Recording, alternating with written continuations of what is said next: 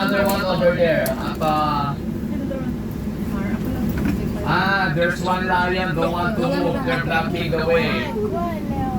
Wait, are we gonna make it bad? He doesn't care. In the bus. Look. In the front. And one up there. What is it? There, just there.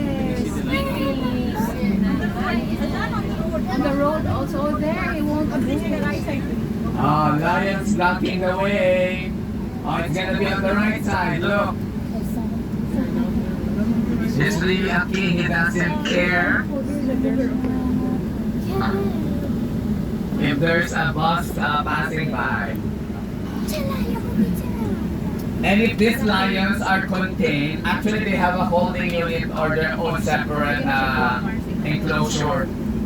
We are our animal keepers. What they're doing, they're hiding the meat all over this habitat, so that they're gonna like hunting. They still look for the meat that has been hidden.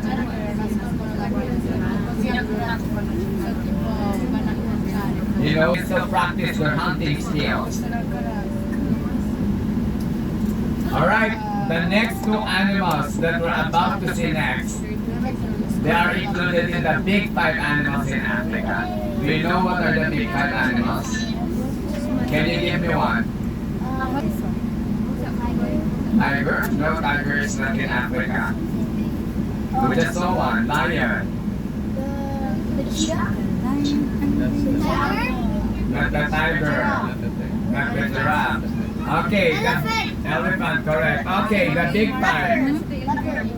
Tiger, leopard, elephant, and the two that you're about to see now are included. The buffalo, African buffalo, and the rhino.